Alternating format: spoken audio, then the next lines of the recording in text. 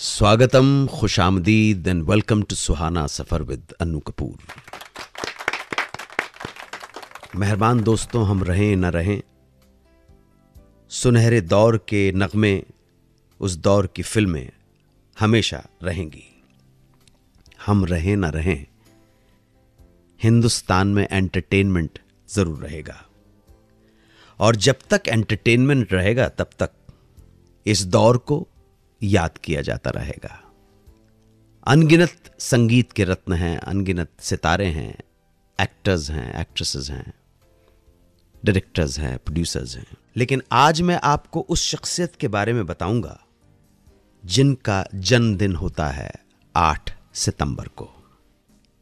एक ऐसी सिंगर, गायिका, हर तरह के जिसने गाने गाए हों, रोमांटिक सॉन्ग्स हों कि डांस नंबर्स हों, कैबरे नंबर्स हों, मुजरा हो, क्लासिकली बेस गाना हो, वेस्टर्न अंग का गाना हो, हर तरह के गीतों को न सिर्फ गाया बल्कि हर तरह के गीतों में उनकी आवाज का जादू ऐसा चला कि वो पैमाना बन गई वर्सेटैलिटी का। मैं बात कर रहा हूं India's most versatile female singer Asha Bhosle की। 8 सितंबर उनका जन्मदिन है और हम बिग एफएम की तरफ से और सुहाना सफर की तरफ से उन्हें जन्मदिन की शुभकामनाएं देते हुए समर्पित करते हैं आज का हमारा ये शो उनके जीवन और जीवन की उपलब्धियों से जुड़ी घटनाओं के साथ। तो करते हैं आगाज आशा जी का जन्मदिन मनाते हुए। आशा भोसले जी का जन्म 8 सितंबर 1933 को महाराष्ट्र के सांगली जिले के एक छोटे से गांव में, गौर जिसका नाम था, वहां संगीत परिवार, कलाकारों के परिवार में हुआ था। पिता मास्टर दीनानाथ मंगेशकर, रंगमंच के कलाकार और क्लासिकल सिंगर। 9 साल की उम्र में ही पिता के दुखद निधन के बाद परिवार आया पुणे, वहां से कोल्हापुर और फिर मुंबई आकर बस गया।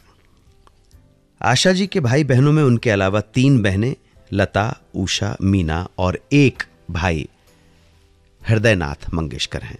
परिवार जब पिता के निधन के बाद कोल्हापुर आकर बस गया, कोल्हापुर में बिताए 1942-43 के दिनों को याद कर वो बताती हैं कि कैसे वो इंग्लिश फिल्म देखने की बहुत शौकीन थीं।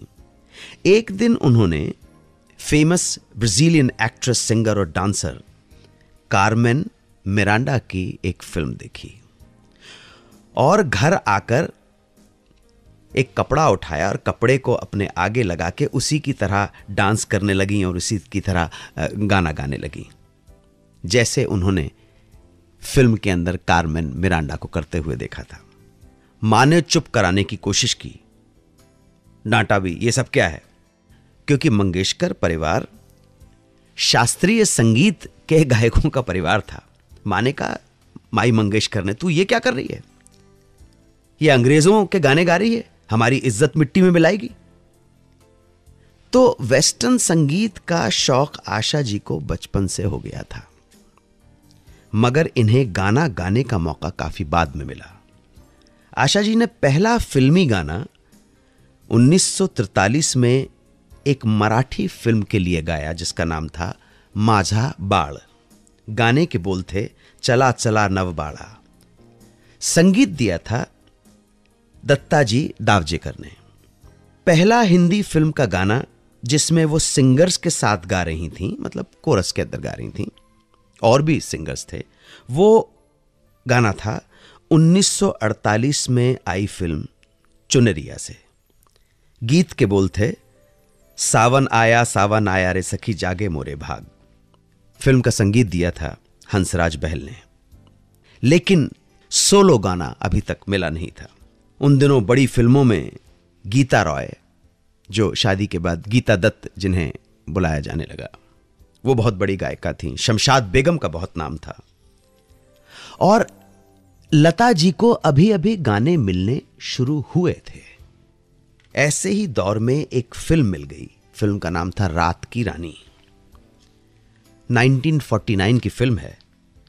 संगीत था हंसराज बहल जी का और इन्हीं के संगीत निर्देशन में आशा ताई को, आशा भोसले जी को उनके जीवन का पहला सोलो सॉन्ग गाने का मौका मिला। शुरुआत हुई एज ए सोलो सिंगर आशा जी के प्रोफेशनल करियर की, लेकिन इसके बाद जो गीत मिलने लगे वो थे जो दूसरी बड़ी गायिकाएं रिफ्यूज कर दिया करती थीं।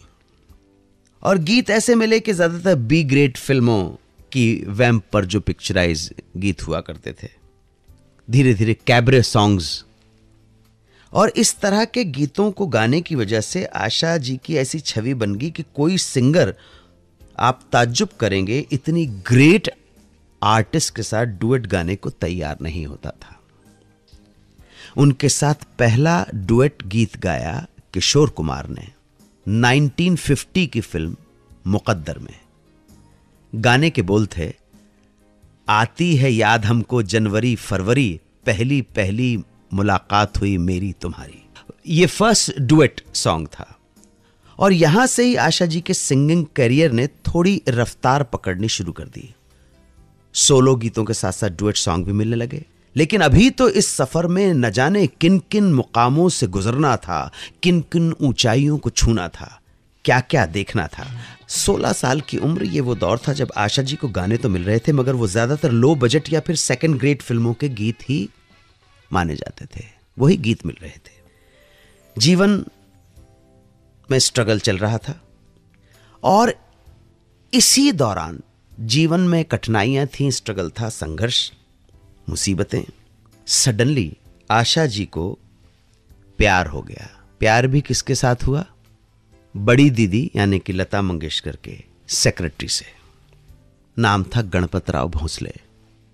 शादी करने की इच्छा जाहिर की, बहन को बताया, मां को बताया, परिवार वालों को बताया। परिवार के ना करने के बावजूद, असहमत होने के बावजूद, अपने से बहुत साल उम्र में कई साल बड़े गणपतराव भोसले से आशा जी ने विवाह कर लिया और भाई बहन मां को छोड़ के चली गई ससुराल। शादी के समय उनके पति की कमाई सिर्फ 100 रुपए थी। पतिदेव आशा के गाने के खिलाफ तो नहीं थे, पर थोड़े से पुराने विचारों के आदमी थे और आशा के सास ससुर भी पुराने कंजर्वेटिव ख्यालों के आदमी थे। इसलिए कहीं ना कहीं उनके गाने को लेकर ससुराल में भी विरोध होना शुरू हो गया था। ऊपर से आर्थिक परेशानी, परिवार का विरोध, इन सब हालातों की वजह से आशा जी के जीवन में पर्सनल और प्रोफेशनल दोनों ही एंड पे संघर्ष शुरू हो गया।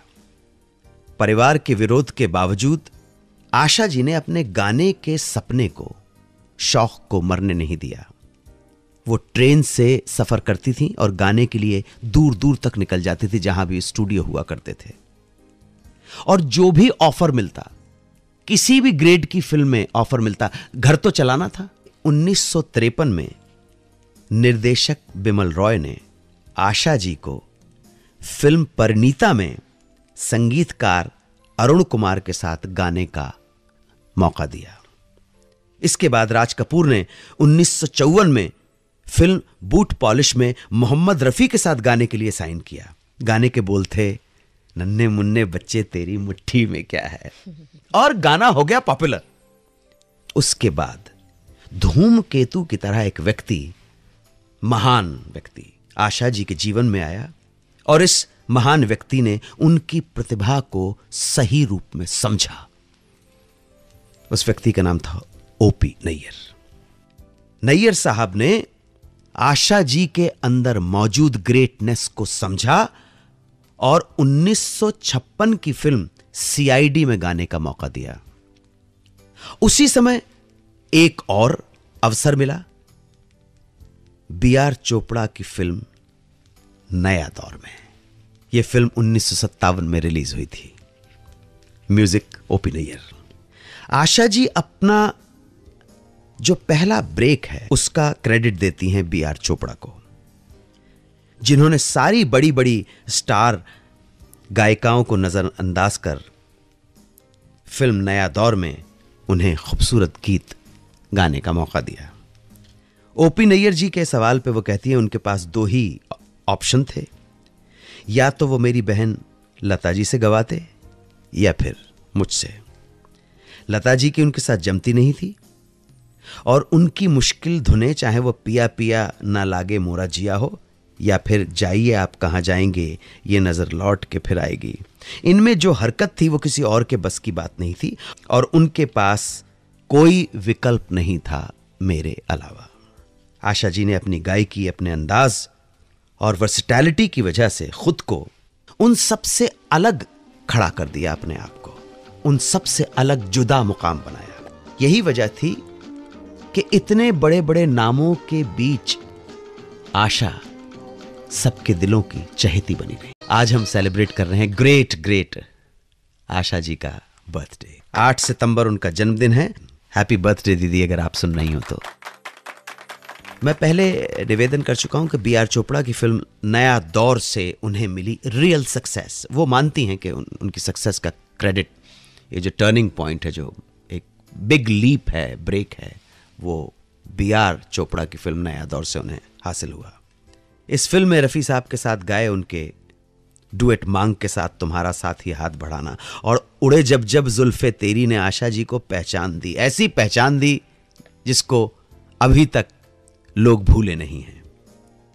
मगर इस वक्त तक पर्सनल लाइफ में ससुराल के लोगों का व्यवहार इतना कड़वा हो गया कि अब आशा जी के लिए पति और पति के परिवार से रिश्ता बना के रखना असंभव सा लगने लगा। 10 सालों से ज्यादा साथ रहने के बाद पति ने और पति के घर वालों ने उन्हें कहा निकल जाओ इस घर से। आप इमेजिन कर सकते हैं, 2 बच्चे और तीसरा जो उनके पेट में था।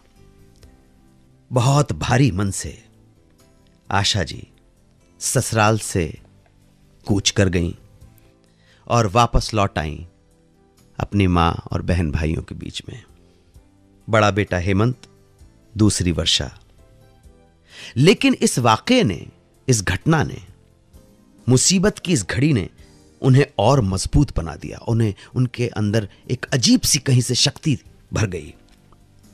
निजी जीवन में आए इतने बड़े हादसे का असर आशा जी ने अपने प्रोफेशनल लाइफ में कभी नहीं पड़ने दिया और पूरा ध्यान बच्चों की परवरिश और अपने संगीत के करियर में लगा दिया। Asha ji has always been a fantastic mother, fantastic mother.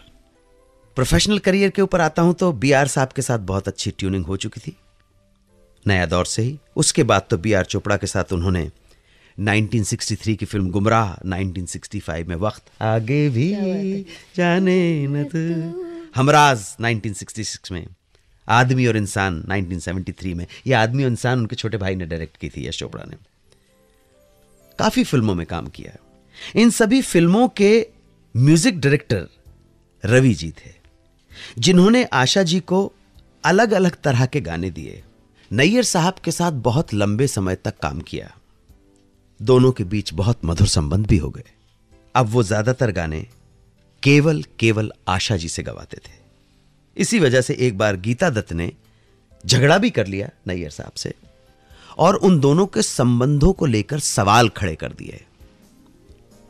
OP Nayyar मेरे हिसाब से बहुत इंपॉर्टेंट ये नाम है आशा जी के professional as well as personal career का। आशा जी की सबसे पहली मुलाकात नैयर साहब से हुई थी 1952 के दौरान। फिल्म का नाम था छम छमा छम। इस जोड़ी को इनके सेंसस नंबर्स के लिए भी जाना जाता है। याद कीजिए 1965 की फिल्म मेरे सनम, यह है रेशमी जुल्फों का अंधेरा। नैयर साहब के लिए रिकॉर्ड किया आशा जी का आखिरी गीत रहा। फिल्म थी प्राण जाए पर वचन न जाए, चैन से हमको कभी आपने जीने न दिया। इसके लिए आशा जी को फिल्म फेयर अवार्ड जरूर मिला, लेकिन इसके बाद कुछ कारणों से ओपी नैयर और आशा भोसले के रास्ते अलग हो गए। हालांकि इसका कोई ठीक ठीक कारण कभी पता नहीं चला, लेकिन 2010 में अखबार में छपे उनके इंटरव्यू में आशा जी की बेटी वर्षा पे हाथ उठाना इसका मुख्य कारण बताया गया है। आशा जी से नैयर साहब के बारे में पूछने पर उनका यही कहना है कि मुझे जो भी काम मिला वो मेरी मेहनत और प्रतिभा की वजह से मिला, किसी के फेवर की वजह से नहीं। मेरे मेहरबान दोस्तों, आज तो उनका बर्थडे मना रहे हैं, वजह जो भी रही हो, लेकिन फिर कभी इस जोड़ी ने साथ काम नहीं किया। लेकिन जब इस जोड़ी ने साथ काम किया तो जो परिणाम निकल के आया वो हेवनली म्यूजिक है। पहली बार बताती हैं कि पंचम से मिली फिल्म अरमान के समय, जिसका म्यूजिक कर रहे थे पंचम के लेजेंडरी फादर सचिन देव बर्मन। गाने की रिकॉर्डिंग चल रही थी। आशा जी बताती हैं गाने के बोल थे, मैं पंख लगा के उड़ जाऊं, तो ग्रेट सचिन देव बर्मन ने मिलवाया अपने बेटे से। उस समय पंचम आर.डी. बर्मन स्कूल में पढ़ते थे। स्कूल की पढ़ाई कंप्लीट नहीं की और पढ़ाई बीच में ही छोड़कर राहुल देव बर्मन अपने फादर को असिस्ट करने लगे। आशा जी को जब मालूम पड़ा कि पंचम ने पढ़ाई छोड़ दी है और बाबा को असिस्ट करने लगा है, तो पंचम को बोला भी, नसीहत भी दी, डांटा क्या, उन्हें अपनी पढ़ाई कंप्लीट करनी चाहिए। उस समय तो राहुल देव बर्मन कुछ नहीं बोले, पर कई सालों के बाद उन्होंने आशा जी को बताया कि जब तुमने मुझे कहा था, ये नसीहत दी थी, तो मुझे बहुत बुरा लगा था, क्योंकि उनको लगता था अगर वो पढ़ाई करते तो कभी म्यूजिक डायरेक्टर नहीं बन पाते। तो इस मुलाकात के बाद धीरे धीरे ट्यूनिंग जम गई। आप अगर राहुल देव बर्मन का म्यूजिक देखेंगे तो आप रियलाइज करेंगे कि उसके अंदर भी कहीं ना कहीं एक वेस्टर्न इन्फ्लुएंस है, वेस्टर्न चलन है वो सारा। और मैं पहले बता चुका हूँ कि आशा जी को भी वेस्टर्न म्यूजिक की तरफ काफ़ी इंक्लाइंड थी वो। इस वजह से एक कॉमन ग्राउंडिंग की वजह से दोनों धीरे धीरे दोस्त बन गए। दोस्ती सिर्फ काम तक सीमित थी, लेकिन बाद में धीरे धीरे घूमना, समय बिताना शुरू कर दिया। आशा जी को खाना बनाने का भी बहुत शौक है, बहुत अच्छा खाना बनाती हैं, और राहुल देव बर्मन को अच्छा खाना खाने का शौक है। राहुल देव बर्मन बहुत छोटे थे उम्र में उनसे, और राहुल देव बर्मन की पत्नी की डेथ भी हो गई थी। तो कहीं ना कहीं आशा भोसले ने उनकी लाइफ में वो जो वॉइड था, जो खालीपन था, उसको भरना भी शुरू कर दिया। आशा जी नहीं चाहती थी कि लोग उनके रिश्तों के बारे में गलत एंगल से सोचें, इसलिए एक पॉइंट पर दोनों ने र्यूमर्स को फुल स्टॉप देने के लिए शादी करने का फैसला कर लिया। दोनों ने कुछ क्लोज दोस्त और रिश्तेदारों को बुलवाया, भाभी बहन लता जी, सेक्रेटरी बाबू भाई की मौजूदगी में 1980 में सिविल मैरिज कर ली।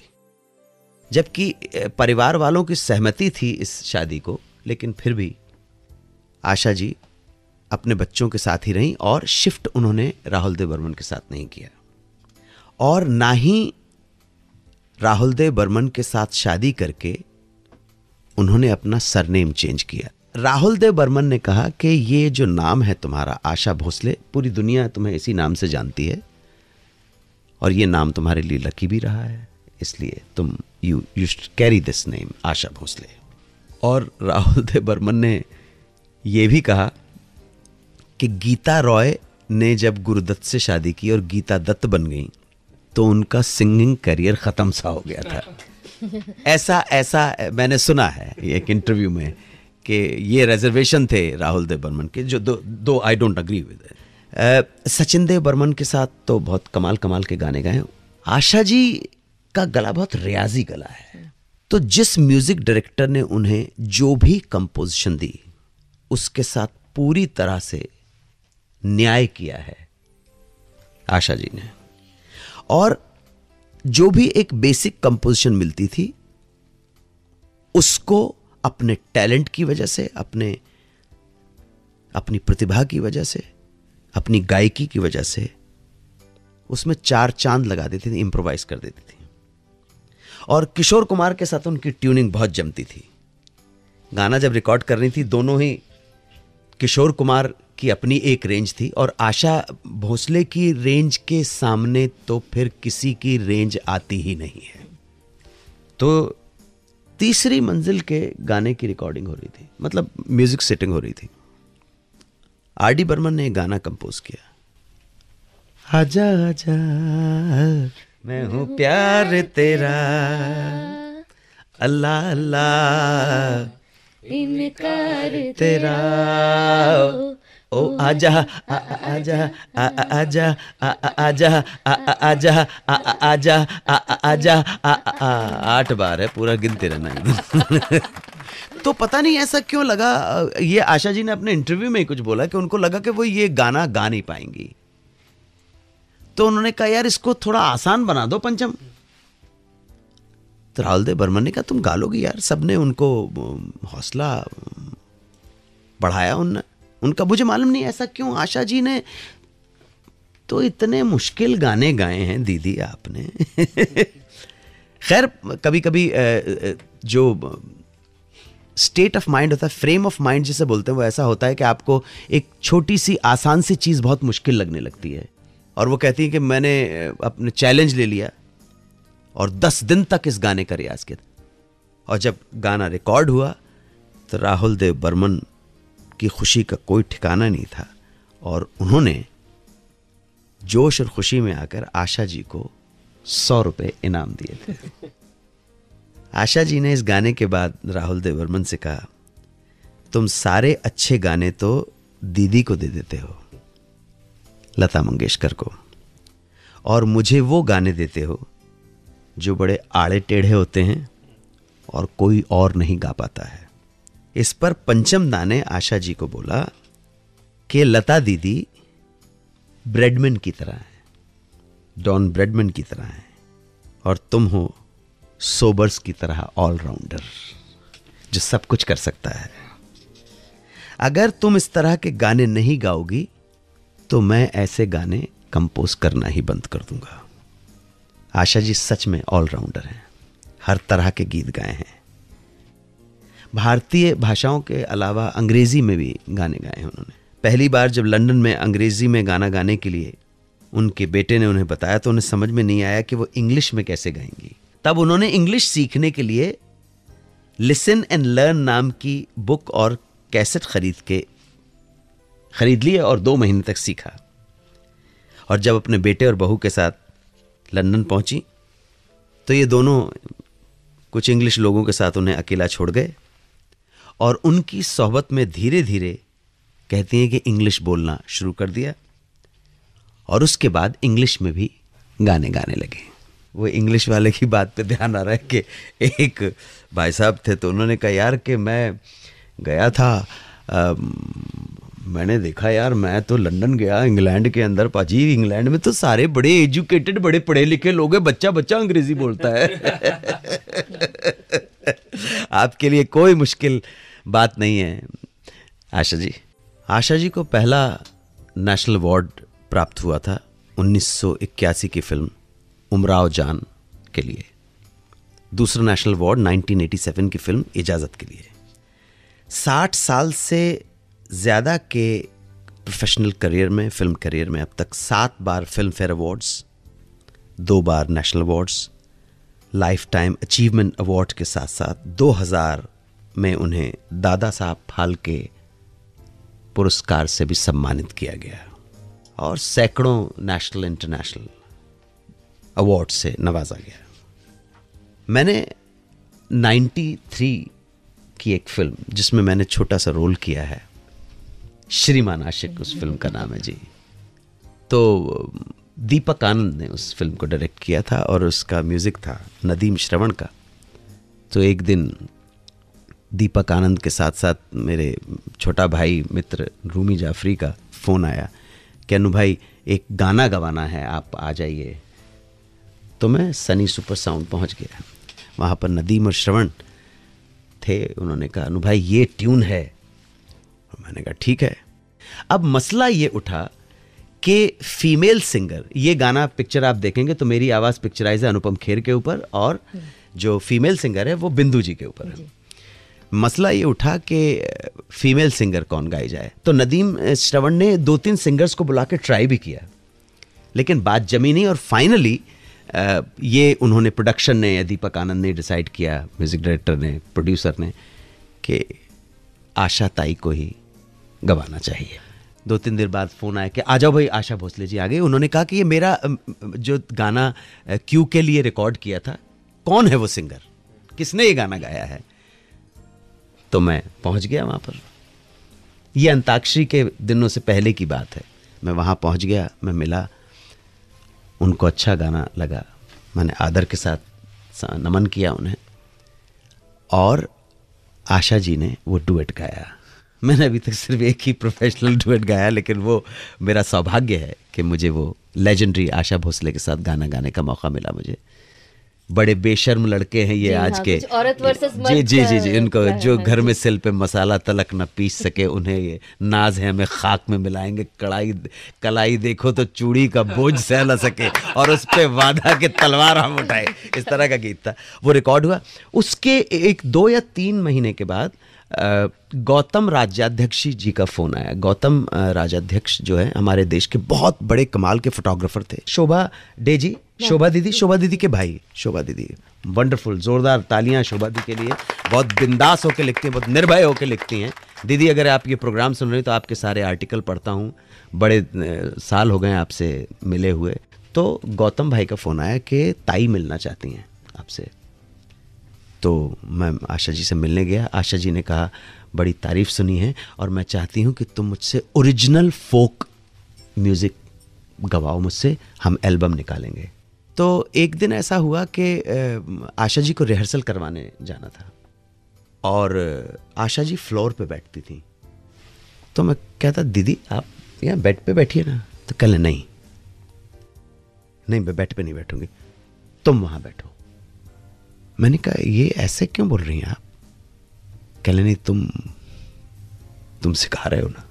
क्या बात है। मेरी दोस्त ने आशा जी को रिहर्सल करवाना शुरू किया। 15-20 मिनट के बाद दीदी बाहर आई। वो एक पैसेज था और दीदी ने मुझसे मराठी में कहा कि जैसा तुम रिहर्सल करवाते हो मैं वैसे करूँगी, ये बाई जैसे करवा रही वैसे नहीं करूँगी। वो कंपोजिशन अभी भी मुझे याद है। आशा जी का जब मैं रिहर्सल करवाता था तो वो रिकॉर्ड कर लेते थे। वो कैसेट आज भी मेरे लॉकर में पड़ा हुआ है। वो मेरे धरोहर है मेरे लिए। तो आप शतायु हो जीवेत शरदा शतम जैसे कहते हैं, और स्वस्थ रहें आप। आपने जिंदगी के इतने उतार चढ़ाव देखे हैं। जब तक संगीत रहेगा तब तक आशा रहेगी।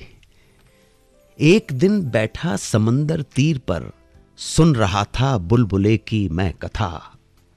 एक दिन बैठा समंदर तीर पर सुन रहा था बुलबुले की मैं कथा। एक कागज की दिखी कश्ती तभी थी छुपी जिसमें पहाड़ों सी व्यथा। देख इतना भार ये अचरज हुआ चल रही है किस तरह ये धार में।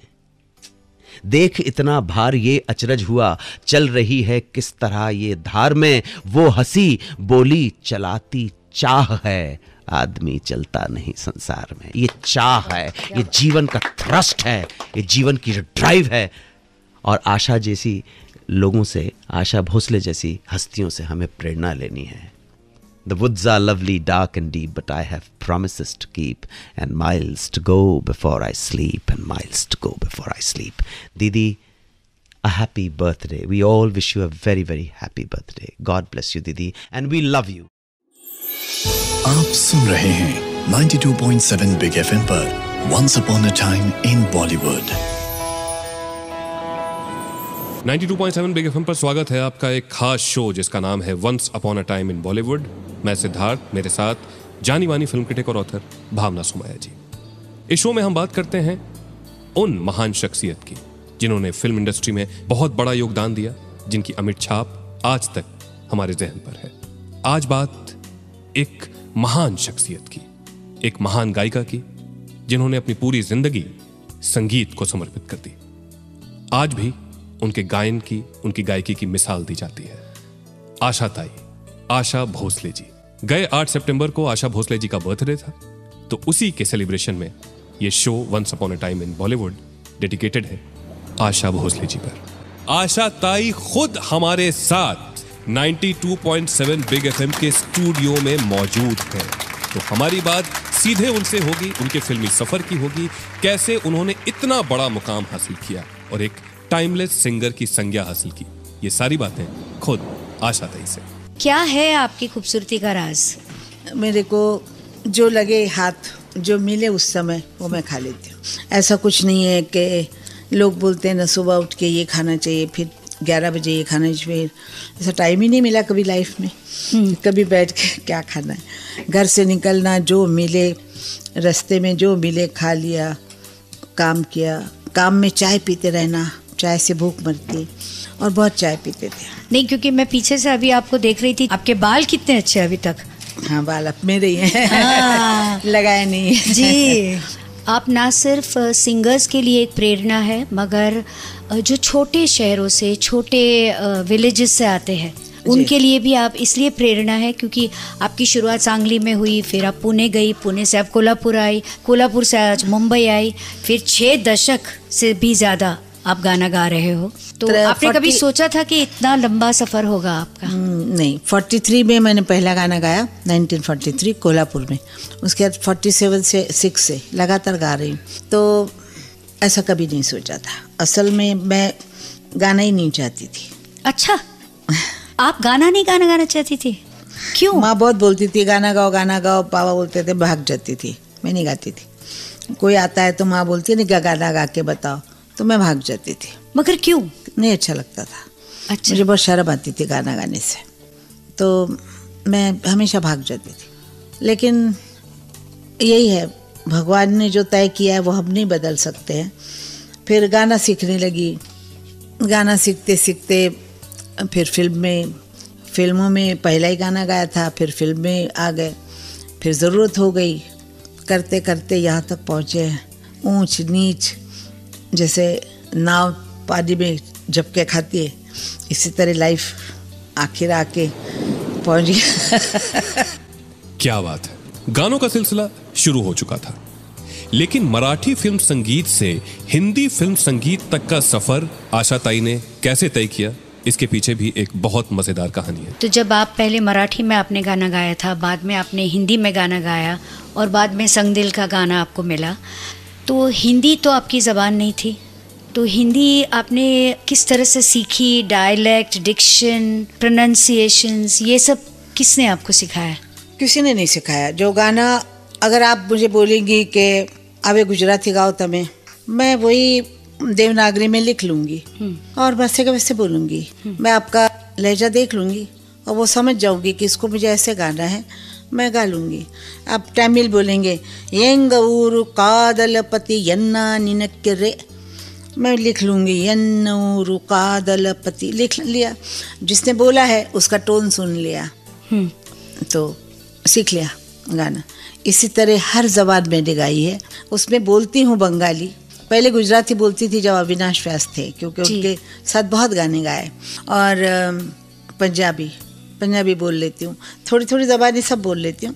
लेकिन उर्दू के लिए पहले बहुत तकलीफ़ थी कि गैन ख ये सब बोलना, वो सीखा हमने। एक पंडित बुलाए, उनसे अलिफ बे पे टे ते से जीम छे है खे दाल दाल दाल सब सीख लिया। वाह वाह। तो उससे उर्दू ठीक हो गई, थोड़ी बहुत, ज़्यादा नहीं जी। और इसी तरह लाइफ, हर गाना दुनिया का कोई भी गाना दीजिए मैं उसको मतलब गा सकती हूँ जी। लेकिन कई बार जो दिखाई देता है, जो सुनाई देता है, सच्चाई सिर्फ वही नहीं होती, उसके पीछे कुछ और सच्चाइयाँ छिपी हुई होती हैं। तो इस हंसते मुस्कुराते शोक आवाज के पीछे कौन सा दर्द छिपा के रखा था आशा भोसले जी ने? एक आर्टिस्ट की ज़िंदगी में बहुत सारे इन्फ्लुएंसेस होते हैं, जो भी हमारी ज़िंदगी में आता है उनसे हम कुछ ना कुछ सीखते हैं। जैसे आपकी शुरुआत सीखने की हुई शायद दीनानाथ मंगेशकर से, बाद में इतने अच्छे अच्छे म्यूज़िक डायरेक्टर्स, इतने अच्छे अच्छे लिरिसिस्ट और इतने अच्छे को सिंगर्स। तो जैसे अगर शुरुआत करें हम म्यूज़िक डायरेक्टर्स से, तो किस से क्या ख़ास बात आज आपने अपनी हैसियत में ले ली है?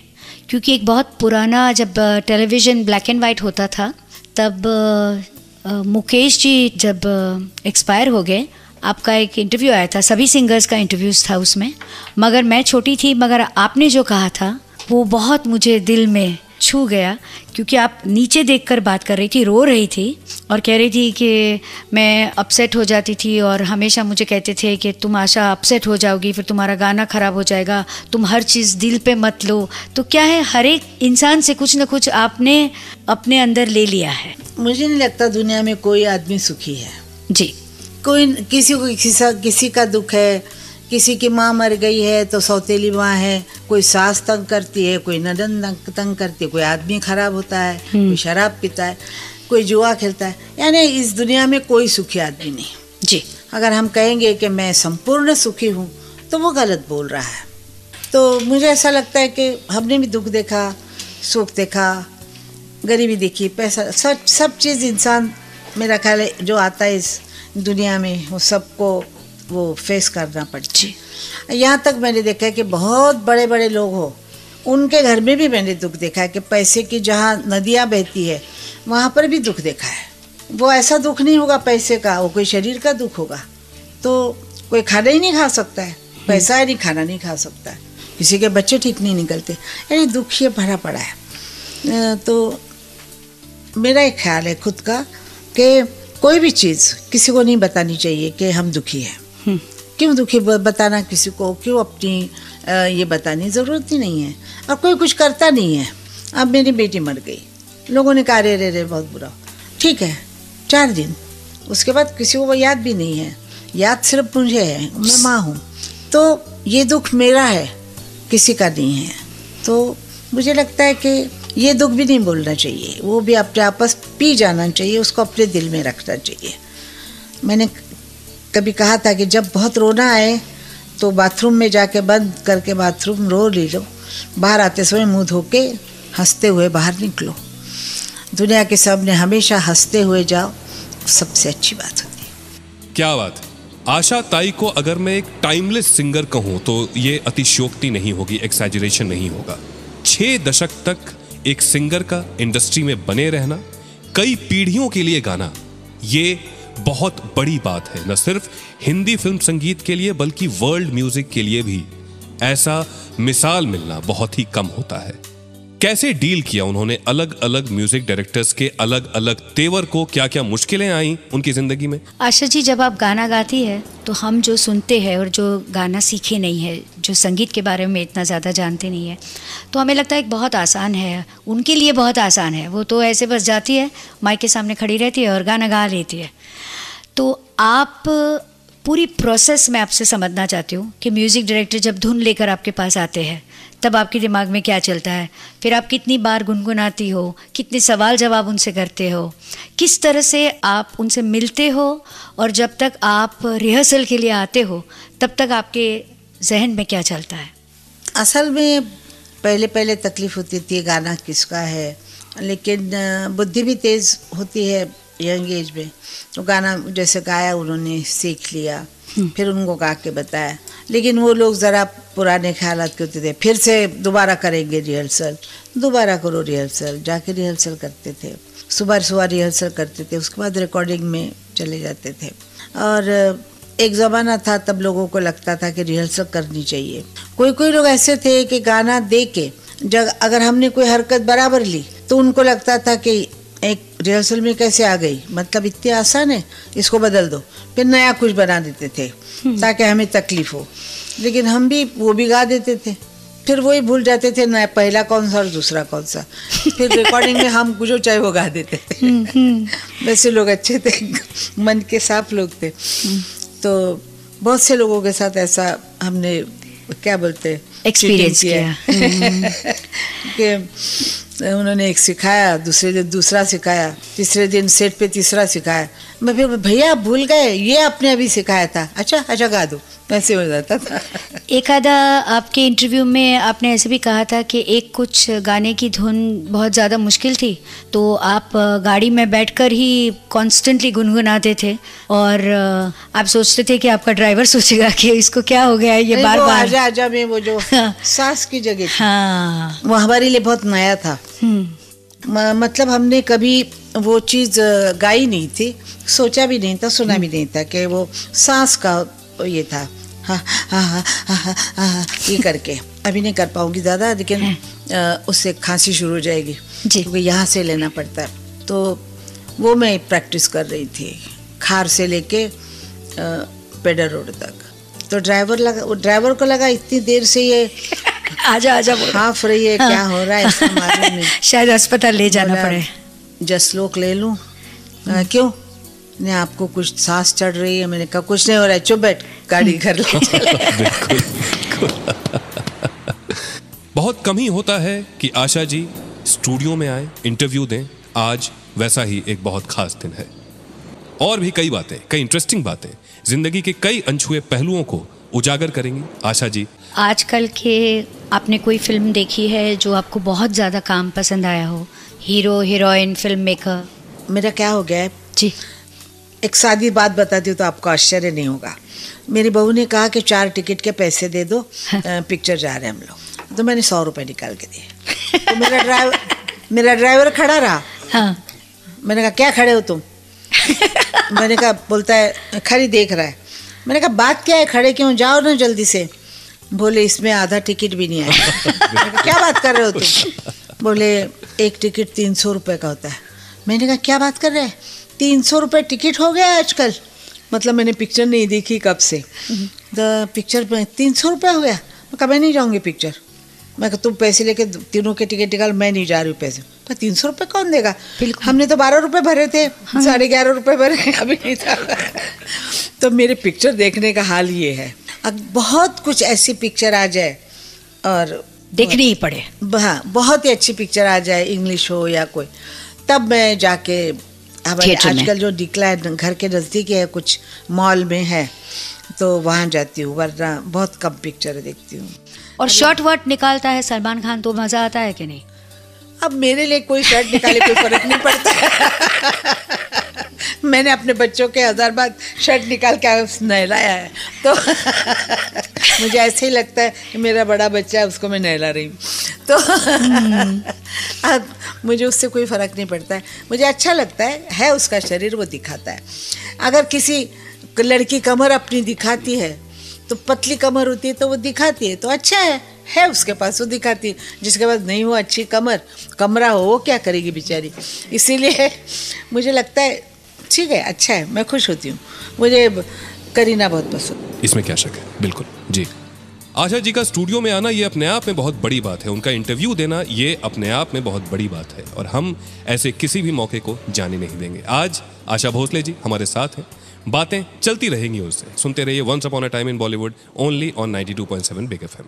अब के बरस के गाने के रिकॉर्डिंग के दौरान आपको बहुत ज़्यादा रिहर्सल्स करने पड़े थे, because you were very emotional and crying ना? रिहर्सल नहीं करने पड़ते रिकॉर्डिंग के वक्त। हाँ। जो वो चाहते थे कि फीलिंग क्या आनी चाहिए, वो इतनी आ नहीं रही थी। तो उन्होंने मुझे, मेरे मतलब SD बर्मन साहब ने कहा तुम्हारा भाई नहीं है क्या कोई? तो मुझे बहुत झटका लगा कि भाई, और मैंने उसको बहुत प्यार से बड़ा किया, हमेशा मेरे गोद में होता था।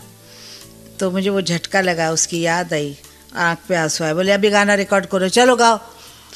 अब फिर रिकॉर्ड किया था गाना। बहुत सुंदर गाना। हाँ, मतलब वो इतने बड़े थे कि उनको पता था कि आर्टिस्ट को कैसे मूड में लाना, उस मूड का। एक दिन मुझे उन्होंने कहा था, आशा तुम एक करो समझो अपने आपको तुम हेलन हो। मैं कहा दादा मेरी तरफ देखो, मैं हेलन? अरे हम जानता है तुम हेलन नहीं, तुम मन में समझो। तो वो आदत लग गई कि अपने आप को हेलन समझो, पद्मा खन्ना समझो, अरुणा ईरानी समझो, कौन गाने वाला है वो डांस, वो अपने आप को समझो, फिर गाना गाओ। कौन सी हीरोइन गा रही है? मधुबाला गा रही है, मीना कुमारी जी गा रही है, रेखा गा रही है, आशा पारेख है, क्या नाम का, अभी कल ही मिली थी मुझे, वहीदा रहमान जी। मतलब हम फिर सोचते थे कि ये लोग आ रहे, फिर एकदम उर्मिला आए तो या रे उसके जैसा हुआ। तो ये गाना जैसा होगा, जैसा गाने वाला होगा, ये सोच के गाए आदमी तो बराबर होता है। डांस, अंदर डांस करना चाहिए, तब वो डांस बाहर आता है। डेफिनेटली, जी जी जी। और ये हमारा सौभाग्य है, हमारी खुशकिस्मती है कि आज आशा ताई जी हमारे स्टूडियो में हैं। तो एक बार फिर से मैं पूरे हिंदुस्तान की तरफ से, बल्कि ये कहूं कि पूरे विश्व के उनके चाहने वालों की तरफ से, उनके सुनने वालों की तरफ से आप स्वस्थ रहें, कुशल रहें और ऐसे ही संगीत की साधना करते रहें। यही हम सबकी दुआ है आशा जी। अगले रविवार एक और फिल्मी हस्ती की बात सुनते रहिए once upon a time in Bollywood, only on 92.7 big FM. नमस्कार, आदाब, स्वागत, खुशामदीद, welcome to Suhana Safar with Annu Kapoor. आइए आज उस सफर में आपको ले चलता हूं। यह सफर हिंदी सिनेमा के उस दौर का है जिसे कह सकते हैं हिंदी सिनेमा का सुनहरा दौर। ये वही दौर था दोस्तों जिसके गीत सदाबहार हैं। ये वही दौर है जिसकी फिल्में हम सदा याद करते रहते हैं। और ये वही दौर है दोस्तों जिसका संगीत जन्म जन्मांतर तक अमर रहेगा। तो आइए इसी सुनहरे दौर की यात्रा आरंभ करते हैं। आज के सुहाने सफर में हम बात करेंगे साधना, आशा भोसले और एक महान अभिनेत्री मीना कुमारी की। साधना एक बहुत खूबसूरत हीरोइन की बात, जो बन गई थी युवा लड़कियों के लिए फैशन आइकॉन। इसी नायिका के नाम पर पूरे भारत में मशहूर हो गया था उसका हेयर स्टाइल। और इस मशहूर अदाकारा का नाम है साधना। साधना जी का जन्म कराची के सिंधी परिवार में 2 सितंबर 1941 को हुआ। इनका नाम इनके पिता की फेवरेट एक्ट्रेस एंड डांसर साधना बोस के नाम पर रखा गया। साधना जी के पिताजी एक्टर हरी शिवदासानी के भाई थे। हरी शिवदासानी सिनेमा के एक्टर, प्रभावशाली चरित्र अभिनेता, जाने माने अभिनेता। उन्होंने काम किया काफी फिल्मों में, जैसे श्री 420, संगम, असली नकली, हसीना मान जाएगी, जमीर, सत्यम शिवम सुंदरम, यानी कि 70 से ज्यादा फिल्मों में अभिनय किया। साधना की कजिन हैं हीरोइन बबीता, यानी कि हरी शिवदासानी की सुपुत्री बबीता, जो कि मां हैं करिश्मा और करीना कपूर की। साधना जी का परिवार 1950 में पार्टीशन के बाद कराची से मुंबई माइग्रेट हो गया। कई साल तक स्ट्रगल करने के कारण साधना बचपन में स्कूल नहीं जा सकी। मदर एक मॉन्टेसरी स्कूल में टीचर थी, इसलिए माताजी ने साधना को घर पर ही एलिमेंट्री एजुकेशन देना शुरू कर दी। फाइनली मुंबई में सेटल होने के बाद साधना की माताजी ने उन्हें सीधे 4th कक्षा में प्रवेश दिलाने के लिए वडाला के ऑक्सिलियम कॉन्वेंट में दाखिला दिलवा दिया। इस बच्ची साधना की इंटेलिजेंस और नॉलेज को देखकर उन्हें 4th क्लास में नहीं बल्कि सीधे एडमिशन मिल गया 5वीं क्लास में। और उन्होंने साधना जी की माताजी को बधाई दी कि उन्होंने अपनी बच्ची को एलिमेंट्री एजुकेशन बहुत कमाल की दी है, जिसकी वजह से डायरेक्ट एडमिशन हुआ 5th स्टैंडर्ड में। बचपन से ही साधना बहुत मेधावी थी, ब्राइट थी। स्कूल की पढ़ाई खत्म करने के बाद साधना ने जय हिंद कॉलेज में एडमिशन लिया और जाहिर है कि कल्चरल एक्टिविटीज में इंटरेस्ट होने के कारण बढ़ चढ़कर भाग लेने लगी। यहीं से लोगों को साधना में जो एक कलाकार छुपा हुआ था वो नजर आने लगा।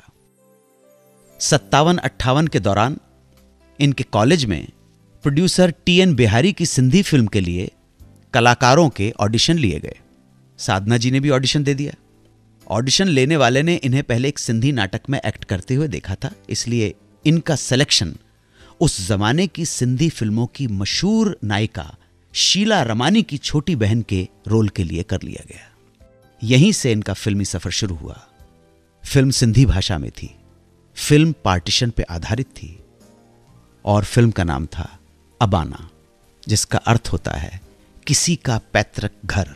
फिल्म में लोगों ने साधना जी के काम को बहुत पसंद किया और फिल्म हो गई कमर्शियली सुपरहिट फिल्म। रिलीज के दिन स्क्रीन ने साधना जी के फोटोग्राफ को मेन फ्रंट पेज पे जगह दी। इसी जगह हिंदी सिनेमा के प्रोड्यूसर शशिधर मुखर्जी साहब की नजर उन पे पड़ी। वापस आकर बताऊंगा कि कैसे मिला साधना जी को हिंदी फिल्मों में पहला ब्रेक। वो कौन सा हीरो था जो साधना को पापा कह के बुलाता था? किसने साधना जी के संडे के काम को ना करने का रूल ब्रेक किया? साधना के जीवन से जुड़े कुछ ऐसे ही रोचक किस्सों के बारे में बताऊंगा। बस थोड़ी ही देर में आप सुनते रहिए सुहाना सफर विद अन्नू कपूर, सिर्फ 92.7 बिग एफएम पर। जैसा कि मैंने आपको बताया था कि सिंधी फिल्म की वजह से साधना जी की फोटो एक मैगजीन में छपी और उस फोटो पे नजर पड़ी हिंदी सिनेमा के famous producer director Shashidhar Mukherjee की। फोटो देखने के बाद दादा मुखर्जी ने उन्हें कांटेक्ट किया, बात बन गई और साइन कर लिया अपनी फिल्म लव इन शिमला के लिए। साधना जी उस समय की हीरोइंस की तरह कन्वेंशनल तो नहीं थी, लेकिन चूंकि प्रोड्यूसर एंड डायरेक्टर को एक क्यूट, लाइवली और एक इनोसेंट लड़की की जरूरत थी और साधना इस तरह से फिट लग रही थी इस रोल के लिए। यह उन दिनों की बात है जब शशिधर मुखर्जी ने फिल्मालय के नाम से अपना स्टूडियो शुरू किया था। फिल्म के साथ जुड़े सभी, चाहे वो बैनर हो, डायरेक्टर आर के नैयर हो, हीरो जॉय मुखर्जी हो, सभी लोग नए थे और शायद यही वजह थी कि शशिधर जी इस फिल्म को एक्स्ट्रा केयर के साथ बनाना चाहते थे। थोड़ी नर्वसनेस भी थी, स्टूडियो नया था, सब कुछ सेटअप पूरा। तो अक्सर जब वो किसी नए को कैमरा टेस्ट के लिए, स्क्रीन टेस्ट के लिए बुलाते तो साधना जी को मेकअप करवा के सामने खड़ा कर दिया करते थे। उससे कुछ डायलॉग बुलवाते, एक्ट करवाते, टेस्ट शूट करते। तो साधना जी बन गई एक, क्या कहना चाहिए, मॉडल। इस सब एक्सरसाइज करने का फायदा साधना जी को बहुत हुआ। वो धीरे धीरे, जैसे कहते हैं ना, कैमरा फ्रेंडली हो गई और धीरे धीरे जब कहते हैं ना करत करत अभ्यास के जड़मती होत सुजान, तो वो कैमरे के सामने अभ्यास करते करते उनमें एक कॉन्फिडेंस आने लगा, आत्मविश्वास भर गया। लव इन शिमला को बनाने से पहले मुखर्जी साहब ने साधना और जॉय मुखर्जी को अपने इंस्टीट्यूट में एक्टिंग की बाकायदा ट्रेनिंग दिलवाई और इसके 1 साल के बाद साधना जी की पहली Hindi film love in Shimla बनी और रिलीज हुई। लोगों ने फिल्म बहुत पसंद किया और बॉक्स ऑफिस ने इस फिल्म को हिट करार दे दिया और इसे 1960 की टॉप 10 फिल्म्स में जगह मिल गई। और आपको बताता हूं कि कौन हीरो उन्हें पापा कह के बुलाता था।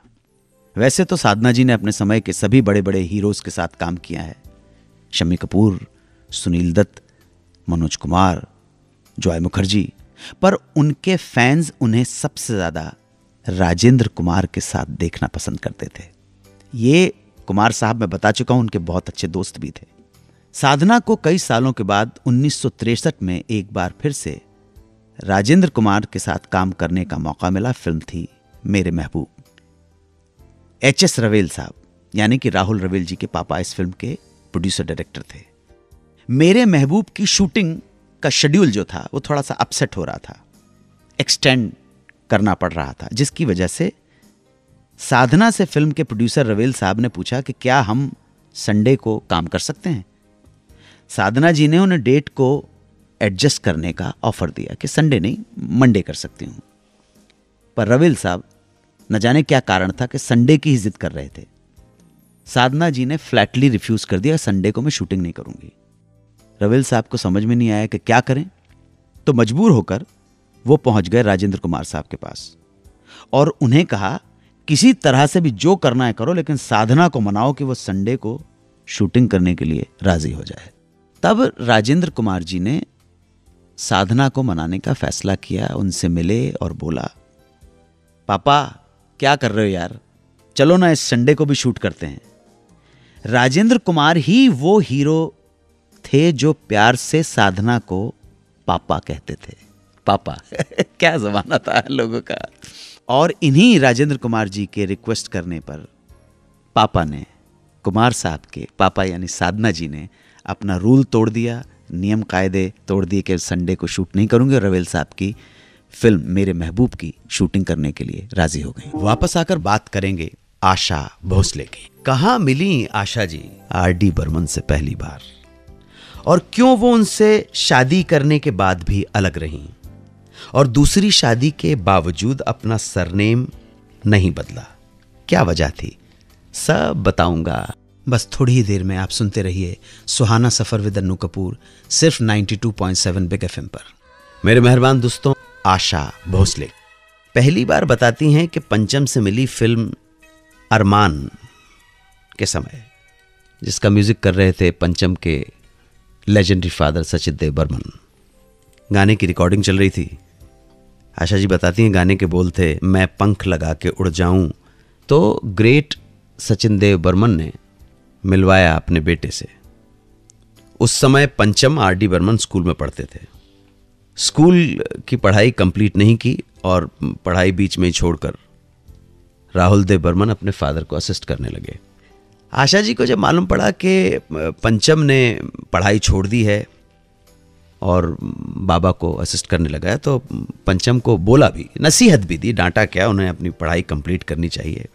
उस समय तो राहुल देव बर्मन कुछ नहीं बोले, पर कई सालों के बाद उन्होंने आशा जी को बताया कि जब तुमने मुझे कहा था, ये नसीहत दी थी, तो मुझे बहुत बुरा लगा था, क्योंकि उनको लगता था अगर वो पढ़ाई करते तो कभी म्यूजिक डायरेक्टर नहीं बन पाते। तो इस मुलाकात के बाद धीरे धीरे ट्यूनिंग जम गई। आप अगर राहुल देव बर्मन का म्यूजिक देखेंगे तो आप रियलाइज करेंगे कि उसके अंदर भी कहीं ना कहीं एक वेस्टर्न इन्फ्लुएंस है, वेस्टर्न चलन है वो सारा। और मैं पहले बता चुका हूँ कि आशा जी को भी वेस्टर्न म्यूजिक की तरफ काफ़ी इंक्लाइंड थी वो। इस वजह से एक कॉमन ग्राउंडिंग की वजह से दोनों धीरे धीरे दोस्त बन गए। दोस्ती सिर्फ काम तक सीमित थी, लेकिन बाद में धीरे धीरे घूमना, समय बिताना शुरू कर दिया। आशा जी को खाना बनाने का भी बहुत शौक है, बहुत अच्छा खाना बनाती हैं, और राहुल देव बर्मन को अच्छा खाना खाने का शौक है। राहुल देव बर्मन बहुत छोटे थे उम्र में उनसे, और राहुल देव बर्मन की पत्नी की डेथ भी हो गई थी। तो कहीं ना कहीं आशा भोसले ने उनकी लाइफ में वो जो वॉइड था, जो खालीपन था, उसको भरना भी शुरू कर दिया। आशा जी नहीं चाहती थी कि लोग उनके रिश्तों के बारे में गलत एंगल से सोचें, इसलिए एक पॉइंट पर दोनों ने र्यूमर्स को फुल स्टॉप देने के लिए शादी करने का फैसला कर लिया। दोनों ने कुछ क्लोज दोस्त और रिश्तेदारों को बुलवाया, भाभी बहन लता जी, सेक्रेटरी बाबू भाई की मौजूदगी में 1980 में सिविल मैरिज कर ली। जबकि परिवार वालों की सहमति थी इस शादी को, लेकिन फिर भी आशा जी अपने बच्चों के साथ ही रहीं और शिफ्ट उन्होंने राहुल देव बर्मन के साथ नहीं किया, और ना ही राहुल देव बर्मन के साथ शादी करके उन्होंने अपना सरनेम चेंज किया। राहुल देव बर्मन ने कहा कि ये जो नाम है तुम्हारा आशा भोसले, पूरी दुनिया तुम्हें इसी नाम से जानती है और ये नाम तुम्हारे लिए लकी भी रहा है, इसलिए तुम you carry this name Asha Bhosle. और राहुल देव बर्मन ने यह भी कहा कि गीता रॉय ने जब गुरुदत्त से शादी की और गीता दत्त बन गई तो उनका सिंगिंग करियर खत्म सा हो गया था।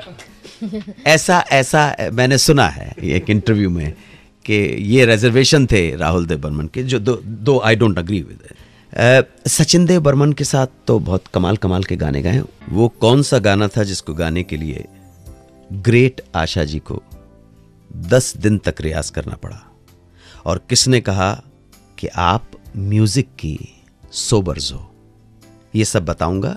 बस थोड़ी ही देर में आप सुनते रहिए सुहाना सफर विद अन्नू कपूर, सिर्फ 92.7 बिग एफएम पर। Welcome back to 92.7 big FM. Asha ji का गला बहुत रियाजी गला है, तो जिस म्यूजिक डायरेक्टर ने उन्हें जो भी कंपोजिशन दी उसके साथ पूरी तरह से न्याय किया है आशा जी ने। और जो भी एक बेसिक कंपोजिशन मिलती थी उसको अपने टैलेंट की वजह से, अपनी प्रतिभा की वजह से, अपनी गायकी की वजह से उसमें 4 चांद लगा देती थी, इम्प्रोवाइज कर देती थी। और किशोर कुमार के साथ उनकी ट्यूनिंग बहुत जमती थी। गाना जब रिकॉर्ड कर रही थी, दोनों ही, किशोर कुमार की अपनी एक रेंज थी और आशा भोसले की रेंज के सामने तो फिर किसी की रेंज आती ही नहीं है। तो तीसरी मंजिल के गाने की रिकॉर्डिंग हो रही थी, मतलब म्यूजिक सेटिंग हो रही थी।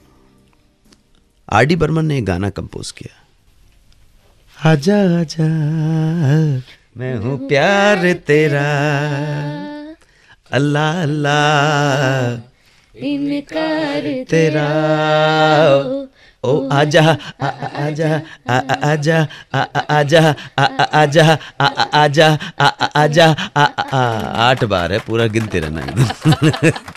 तो पता नहीं ऐसा क्यों लगा, ये आशा जी ने अपने इंटरव्यू में ही कुछ बोला कि उनको लगा कि वो ये गाना गा नहीं पाएंगी, तो उन्होंने कहा यार इसको थोड़ा आसान बना दो पंचम।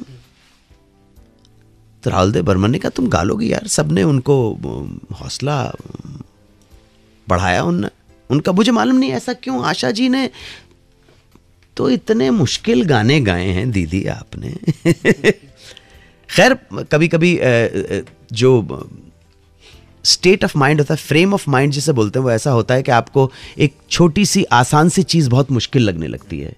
और वो कहती है कि मैंने अपने चैलेंज ले लिया और 10 दिन तक इस गाने का रियाज किया, और जब गाना रिकॉर्ड हुआ तो राहुल देव बर्मन की खुशी का कोई ठिकाना नहीं था, और उन्होंने जोश और खुशी में आकर आशा जी को 100 रुपये इनाम दिए थे। आशा जी ने इस गाने के बाद राहुल देव बर्मन से कहा तुम सारे अच्छे गाने तो दीदी को दे देते हो, लता मंगेशकर को, और मुझे वो गाने देते हो जो बड़े आड़े टेढ़े होते हैं और कोई और नहीं गा पाता है। इस पर पंचम दा ने आशा जी को बोला कि लता दीदी ब्रेडमैन की तरह है, डॉन ब्रेडमैन की तरह है, और तुम हो सोबर्स की तरह ऑलराउंडर जो सब कुछ कर सकता है। अगर तुम इस तरह के गाने नहीं गाओगी तो मैं ऐसे गाने कंपोज करना ही बंद कर दूंगा। आशा जी सच में ऑलराउंडर हैं, हर तरह के गीत गाए हैं। भारतीय भाषाओं के अलावा अंग्रेजी में भी गाने गाए हैं उन्होंने। पहली बार जब लंदन में अंग्रेजी में गाना गाने के लिए उनके बेटे ने उन्हें बताया तो उन्हें समझ में नहीं आया कि वो इंग्लिश में कैसे गाएंगी। तब उन्होंने इंग्लिश सीखने के लिए लिसन एंड लर्न नाम की बुक और कैसेट खरीद लिए और 2 महीने तक सीखा। और जब अपने बेटे और बहू के साथ लंदन पहुंची तो ये दोनों कुछ इंग्लिश लोगों के साथ उन्हें अकेला छोड़ गए, और उनकी सोहबत में धीरे धीरे कहती हैं कि इंग्लिश बोलना शुरू कर दिया, और उसके बाद इंग्लिश में भी गाने गाने लगे। वो इंग्लिश वाले की बात पे ध्यान आ रहा है कि एक भाई साहब थे तो उन्होंने कहा यार कि मैं गया था, मैंने देखा यार, मैं तो लंदन गया इंग्लैंड के अंदर, पाजी इंग्लैंड में तो सारे बड़े एजुकेटेड बड़े पढ़े लिखे लोग हैं, बच्चा बच्चा अंग्रेजी बोलता है। आपके लिए कोई मुश्किल बात नहीं है आशा जी। मेरे मेहरबान, मेरे कदरदान, वापस आकर बताऊंगा कि किस तरह मीना कुमारी और कमाल अमरोही ने किया अस्पताल से भागकर चुपचाप निकाह, और इस निकाह की खबर किसी को न हुई। जानेंगे मीना कुमारी की जिंदगी के कुछ ऐसे ही किस्से। बस थोड़ी ही देर में आप सुनते रहिए सुहाना सफर विद अन्नू कपूर, सिर्फ 92.7 बिग एफएम पर। इश्क के शोले भड़क उठे थे, और कहते ना इश्क और मुश्क छुपाए नहीं छुपता है। ये इश्क नहीं आसान, इतना ही समझ लीजिए, एक आग का दरिया है और तैर कर जाना है। अरे भाई ध्यान रखना। इसी माहौल में कमाल अमरोही के मैनेजर थे, दोस्त भी थे बड़े पुराने, बाखर साहब ने उनसे पूछा कि अगर आप मीना से सच में मोहब्बत करते हो तो निकाह करके घर क्यों नहीं ले आते। कमाल अमरोही ने कहा कि मैं तो यही चाहता हूं, लेकिन क्या मीना तैयार है। कमाल का यही पैगाम लेकर बाखर साहब पहुंचे मीना कुमारी के पास और पूछा, क्या इश्क इतनी इंतहा पे आ चुका है कि आप कह सकती हैं कि मैं उनके बगैर नहीं रह सकती, मैं उनसे ही मोहब्बत करती हूं। मीना कुमारी ने कहा, हाँ मैं उनसे मोहब्बत करती हूं, मैं उनसे शादी करना चाहती हूं, उनके साथ ही गृहस्थी बसाना चाहती हूं, मगर बाबूजी, मतलब मीना कुमारी के अब्बा अली बख्श साहब, मैं बाबूजी की मर्जी के बगैर निकाह नहीं कर सकती हूं। किसी तरह से बाखर मियां ने उन्हें राजी कर लिया कि आप और कमाल निकाह कर लें और वक्त आने पर बाबूजी को और अम्मा को सबको बता दिया जाएगा। बाखर मियां के प्रेशर डालने पर, हौसला अफजाई करने पर मीना कुमारी ने डरते डरते निकाह के लिए हां कह दिया और 14 फरवरी 1952 को मीना कुमारी और कमाल अमरोही का एक बड़े प्राइवेट सी सेरेमनी में निकाह हो गया, वैलेंटाइंस डे के दिन। मीना कुमारी के अब्बा बाबूजी अली बख्श मीना को और उनकी बहन मधु को छोड़ने जाया करते थे डॉक्टर जस्सावाला के वार्डन रोड स्थित क्लिनिक में, जहां मीना कुमारी की फिजियोथेरेपी चल रही थी। अली बख्श साहब का नियम था कि वो अपने दोनों बेटियों को रात 8 बजे क्लिनिक पे छोड़ते और 2 घंटे के बाद लेने पहुंच जाते थे। तो 14 फरवरी को मीना कुमारी और मधु को बाबूजी अली बख्श ने क्लिनिक के बाहर छोड़ा और वापस लौट गए। बाबूजी के वापस लौटते ही कमाल अमरोही अपनी टीम के साथ उसी क्लिनिक में जा पहुंचे। काजी था, काजी साहब के 2 लड़के थे गवाह देने के लिए और साथ थे बाखर मियां। मीना कुमारी के पास क्लिनिक में सिर्फ 2 घंटे थे निकाह के लिए। पहुंचते ही काजी साहब ने निकाह पढ़वाना शुरू कर दिया। पहले निकाह शिया रीति रिवाजों से पढ़वाया गया क्योंकि कमाल अमरोही शिया थे। फिर जो सैयदों के जो सुन्नियों के तरीके, सुन्नी जमात के तौर तरीके से निकाह पढ़वाया गया। वक्त बीता जा रहा था, 9:45 हो चुके थे। मीना कुमारी के अब्बा बस पहुंचने वाले ही होंगे ये सोचकर मीना और मधु ने काजी साहब से कहा जल्दी कीजिए, जल्दी कीजिए, और काजी साहब ने तेजी दिखाते हुए गवाह के तौर पर निकाह के पेपर्स पर बाखर साहब और काजी साहब के 2 बेटों से साइन करवा लिए एज विटनेस। और महजबीन बानो और सैयद अमीन हैदर, जो कमाल अमरोही का नाम था, दोनों को पति पत्नी घोषित कर दिया। वक्त तेज रफ्तार से भागा जा रहा था और बहुत कम था, इसलिए कमाल साहब ने मीना की पेशानी पे एक बोसा दिया, माथा चूमा और वहां से रुखसत हो गए। 5 मिनट बाद बाबूजी अली बख्श वहां पहुंच गए, मगर अंदाजा नहीं लगा पाए कि वो बेटी जिसे 2 घंटा पहले छोड़ के गए थे अब वो सुहागन हो चुकी है। और वहां से हमेशा की तरह बाबूजी अली बख्श साहब मीना और मधु को लेकर घर लौटा है। चर्चा करूंगा मीना कुमारी की कुछ और फिल्मों की, और खासकर उस फिल्म की जिसने छीन ली उनसे उनकी सारी कमाई और हाथ से निकल गया शौहर। मीना कुमारी के दुखी जीवन की दुखी दास्तान। बस थोड़ी ही देर में आप सुनते रहिए सुहाना सफर विद अन्नू कपूर, सिर्फ 92.7 बिग एफएम पर। बैजू बावरा की कामयाबी ने मीना कुमारी को दिलवाया फिल्म फेयर का पहला अवार्ड। वो पहली एक्ट्रेस थीं जिन्हें ये अवार्ड मिला था, और इसके बाद मीना कुमारी ने एक से एक बढ़कर हिट फिल्में दी। कमर्शियली भी सक्सेसफुल स्टार थी मीना कुमारी। परिणीता, दिल अपना और प्रीत पराई, श्रद्धा, आजाद, कोहिनूर। और सन 1962 में एक रिकॉर्ड बन गया। क्या रिकॉर्ड? बेस्ट एक्ट्रेस की कैटेगरी में 3 फिल्में थीं, आरती, मैं चुप रहूंगी और साहब, बीबी और गुलाम। और बेस्ट एक्ट्रेस की कैटेगरी में तीनों नाम मीना कुमारी के थे। ये रिकॉर्ड आज तक कभी नहीं, ये कभी नहीं। मीना कुमारी की कामयाबी का ये दौर चलता रहा। दिल एक मंदिर, क्या खूबसूरत है, सुपर डुपर हिट है जी, सुपर डुपर हिट फिल्म। 1960 के दशक में मीना कुमारी बहुत बड़ी स्टार बन चुकी थी, लेकिन मीना कुमारी ने यह नहीं सोचा था कि ये स्टारडम और ये फेम उन्हें अलग कर देगी पति से। एक बार सोहराब मोदी ने अपनी फिल्म के प्रीमियर पर मीना कुमारी और कमाल अमरोही को इनवाइट किया। प्रीमियर में चीफ गेस्ट थे महाराष्ट्र के गवर्नर, राज्यपाल। राज्यपाल से परिचय करवाते हुए सोहराब मोदी साहब ने कहा, ये मीना कुमारी हैं, बेहतरीन अदाकारा, हमारे हिंदुस्तान की बहुत बड़ी स्टार, और ये इनके पति हैं कमाल अमरोही। देखिए आप, इस बात से कमाल अमरोही इतने गुस्सा हो गए कि उन्होंने सबके सामने गवर्नर से कह दिया कि जनाब, मैं कमाल अमरोही हूं और ये मेरी बीवी मीना कुमारी है, और ये कहकर वहां से फंक्शन से ही निकल लिए। आप देख सकते हैं ये फ्रस्ट्रेशन, ये कॉम्प्लेक्स जिसे हम कहते हैं, ये अभी शुरुआत थी रिश्तों के टूटने की।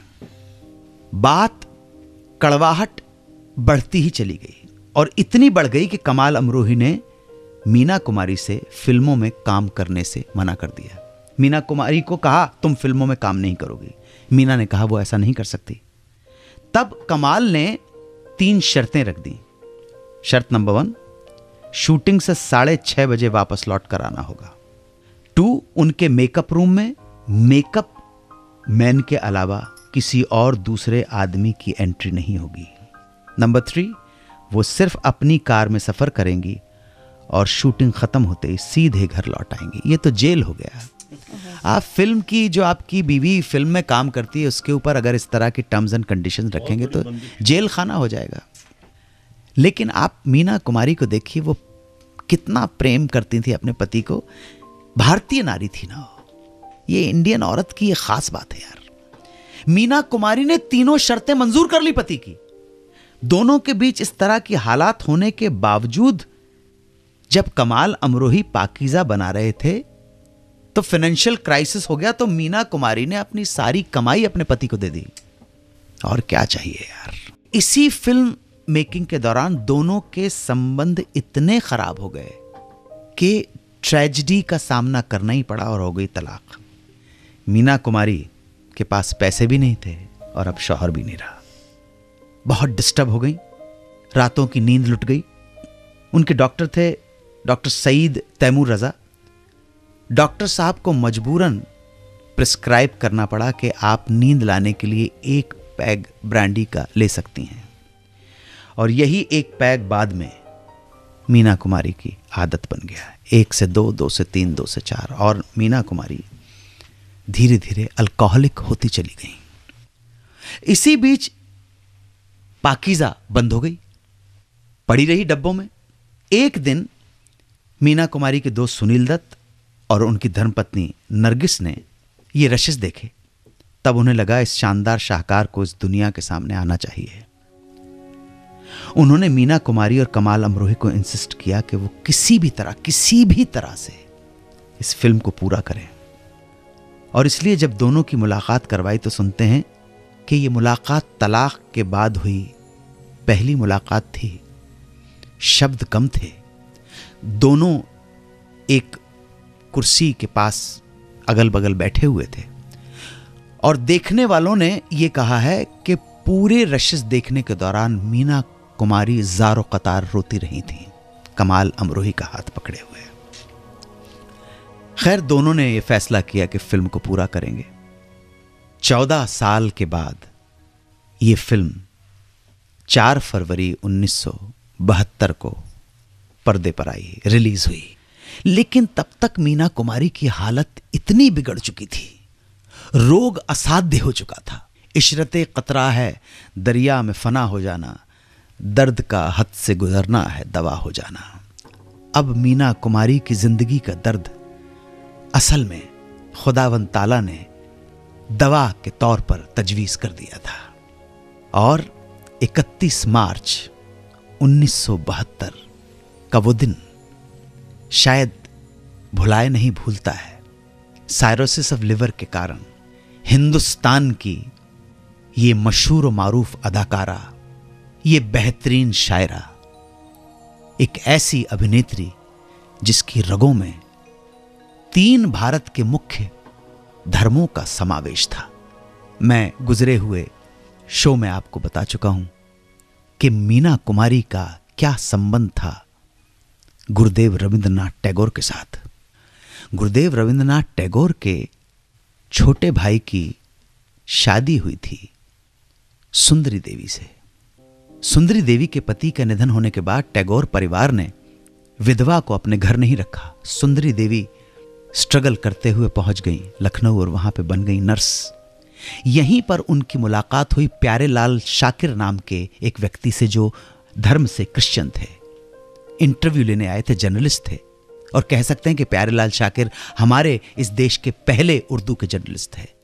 प्यारेलाल शाकिर और सुंदरी देवी के बीच में अंतरंगता बढ़ी और दोनों ने एक पॉइंट के ऊपर शादी कर ली। प्यारेलाल शाकिर और सुंदरी देवी के संतानें हुई। इन संतानों में से एक संतान का नाम था प्रभावती। गरीबी अभी भी जारी थी, स्ट्रगल अभी भी जारी था। प्रभावती काम की तलाश में आ गई बंबई शहर और एक नाटक कंपनी में काम करने लगी। यहीं पे काम करते हुए एक हारमोनियम बजाने वाले कलाकार अली बख्श से उनकी मुलाकात हुई। मुलाकात अंतरंगता में बदली, दोनों में प्यार हो गया और अली बख्श ने प्रभावती के साथ शादी कर ली और निकाह के बाद प्रभावती का नाम रख दिया गया इकबाल बेगम। इकबाल बेगम और अली बख्श के मिलन से संतानें पैदा हुईं। उनमें से एक पुत्री का नाम था महजबीन, जिसे सारा हिंदुस्तान मीना कुमारी के नाम से जानता है। ओ मियां हमसे न छिपाओ वो बनावट की सारी अदाएं कि तुम इस पे हो इतरात कि मैं पीछे हूँ साबित जाए। मोनाली ठाकुर और आप मुझे सुन रहे हो 92.7 बिग एफएम पर। नाम गुम जाएगा, चेहरा ये बदल जाएगा, मेरी आवाज ही पहचान है, अगर याद रहे। जिनकी आवाज कानों से सुनी नहीं दिल से महसूस की जाती है।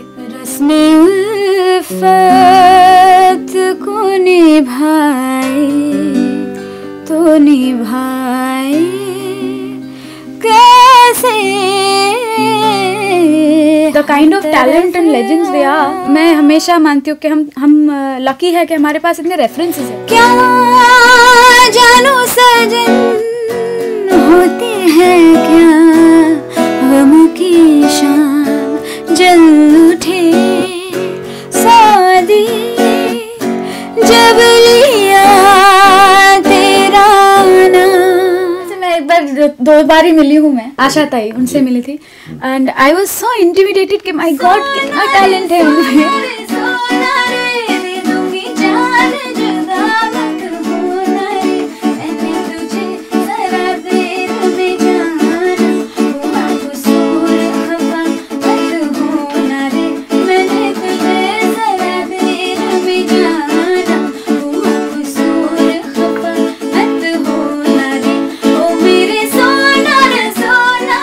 अगर बोलते तो पहला सलाम इन्हीं के लिए होता। लता मंगेशकर जी, सुनिए मेरे साथ सुरीला सितंबर, आशा जी से लता जी तक, सिर्फ 92.7 बिग एफएम पर। 92.7 बिग एफएम के साथ इस पूरे महीने मनाइए सुरीला सितंबर, आशा से लता तक।